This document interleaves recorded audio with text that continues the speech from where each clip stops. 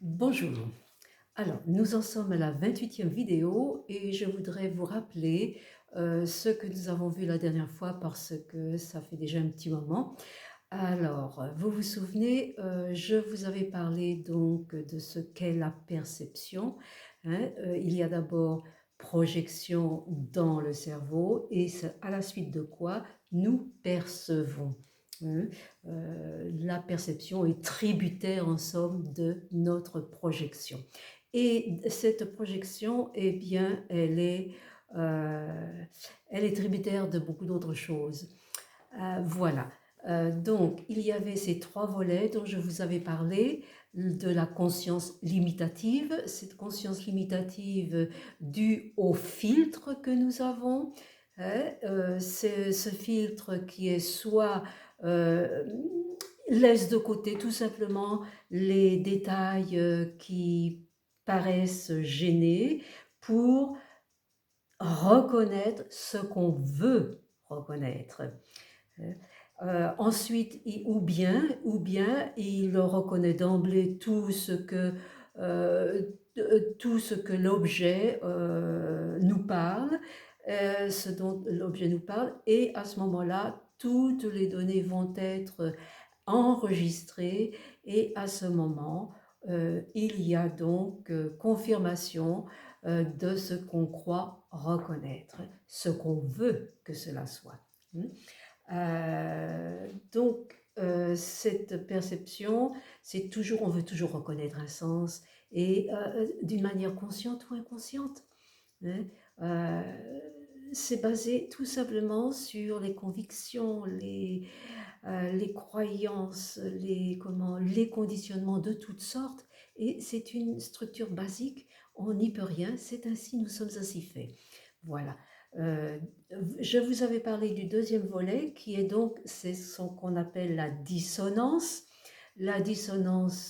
cognitive, à savoir qu'il nous est incapable de se placer, euh, de, de, de se mettre à la place de la perception de l'autre. C'est difficile, pas seulement au niveau visuel, mais aussi au niveau de la pensée et de la parole. Le troisième volet, eh bien, c'était tout simplement l'illusion d'optique. Si vous avez été curieux ou curieuse, sur Google, vous pouvez voir toutes ces illusions d'optique qui sont extraordinaires en fait. Comme quoi on se leurre, hein. On pense que nos yeux voient des choses et finalement c'est autre chose, comme par exemple une ligne courbe et qui en fait est une ligne parallèle. Ce sont des lignes parallèles, des lignes horizontales. Voilà, alors c'était un très très court aperçu. Euh, et maintenant, je voudrais aborder le vif du sujet, c'est-à-dire qu'est-ce que la matière. Alors d'abord, un petit récapitulatif de ce que vous avez sans doute appris à l'école ou bien au lycée, à savoir de quoi est fait un atome. Un atome, vous savez, il y a le noyau de l'atome et autour de ce noyau, il y a des électrons. Alors, les électrons, vous savez bien qu'ils sont négatifs, hein, ils sont en énergie négative, et l'atome, le noyau, donc, il est à l'intérieur, il y a ce qu'on appelle les protons, qui sont euh, euh, comment, qui sont positifs, et il y a aussi des nucléons, c'est-à-dire neutres. Et la particularité de tout cela, c'est que les électrons tournent autour de cet atome, hein, de ce noyau, en somme. C'est comme un petit système solaire, hein, et euh, mais alors, ce qui est incroyable, le plus incroyable, c'est qu'il y a une distance extraordinaire entre les électrons qui tournent autour de ce noyau, extraordinaire. Si on grossissait un atome et ses électrons, eh bien, on arriverait à avoir 20 kilomètres entre l'électron et le centre, hein, le noyau, l'atome. C'est dire la distance incroyable.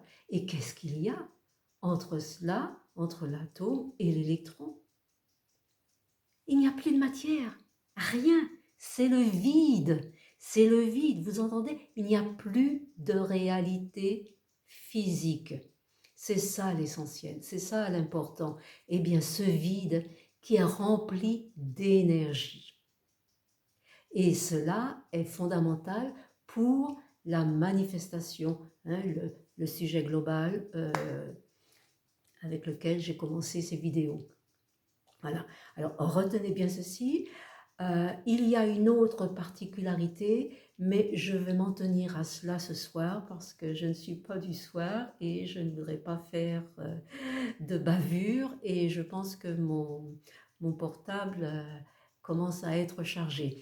Alors, rappelez-vous ceci, il y a une distance énorme entre les atomes et les électrons qui est remplie de vide. Donc, en fait, la masse de l'atome, la masse, c'est l'atome à proprement parler, le reste ce n'est que du vide. Nous sommes que du vide, donc c'est une partie de l'illusion de la matière.